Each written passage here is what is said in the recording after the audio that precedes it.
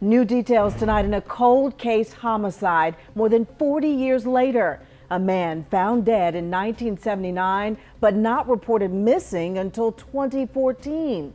Now his family tells Channel 9 they still don't know what happened to him. Police now hope that identifying James Smith 42 years after his body was found could help them crack this case. And our Gaston County reporter Ken Lemon has been following this case all day for us. So Ken, you spoke with family. You got a little bit of clarity on what exactly happened here? Yeah, the victim in this case, he was in prison and he was supposed to stay there until the mid-'80s. He had no contact with family members, so they didn't know that he got out in 1974. Now, he had been dead for months when his body was found later that same year. It's still strong on my mind. That's Elwood Smith, James Smith's brother, talking to me by phone.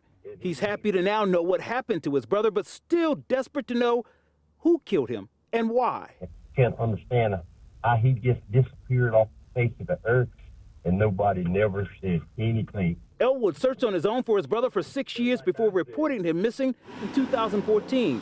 That's still 35 years after. Remains were found on the side of Highway 16 near Mountain Island Lake. Since that discovery, almost all other members of the immediate family have died. A little bit of evidence on scene, no identification. So we just had no idea who he was literally for 40 years. It was still a cold case when detectives at the Gaston County Police Department started reviewing these cases 2 years ago. These cases are so hard to clear, the cases from the 60s and the 70s. In this case, the crime lab still had the remains. Advancements in DNA testing, with help from federal agencies, gave them enough information to develop a rough sketch of their victim. They found Elwood's missing persons report and retrieved DNA. That helped them determine the victim was James Smith, the most important update in this case in 40 years. Somebody out there somewhere knows a bit of information that can clear this case. James Smith would be in his mid-70s now, and police say anyone with information may be at about the same age, so too may be the suspect. They hope this doesn't deter people from coming forward with information. They ask that people think about the family that was left in the dark for 4 decades, John. Yeah, it's been that long, and they're still putting so much work into this. Ken Lemon live for us this afternoon. Vice President Kamala Harris touted the impact of the new infrastructure law while in Charlotte today. Harris joined state and local officials this afternoon, laying out some specifics on where $910 million will be spent in North Carolina. And I don't need to tell this group of leaders that across North Carolina, there are more than 3,000 miles of highway that need to be repaired. Highways like I-85. Harris spent part of the visit touring CAT's newest transit systems, including the electric bus fleet. Channel 9 government reporter Joe Bruno spoke one-on-one with the U.S. Transportation Secretary Pete Buttigieg at today's event, and his live report is coming up at 6 o'clock. In Washington, a judge is debating whether to dismiss a lawsuit against House Speaker Nancy Pelosi over fines for lawmakers going maskless on the House floor. Now, 3 Republican members of Congress, including U.S. Congressman from South Carolina, Ralph Norman, have sued the Speaker over the summer after they say that they were fined for not wearing masks. Our Washington correspondent Samantha Manning joins us now live from D.C. She listened in on that hearing today, and Sam, still no final decision yet in this case? Yeah, Erica, the judge says he wants more information before deciding whether or not to dismiss the case. He asked attorneys for House Speaker Pelosi staff for data on COVID-19 deaths and infections for House members, House staff, and U.S. Capitol Police. He also wants to know how many of them are at high risk of infection because of health reasons. He wants this information in order to put together his written opinion about the lawsuit. So what are the attorneys for the Congress members who are suing the Speaker actually arguing about why they brought this case to court? What did they say?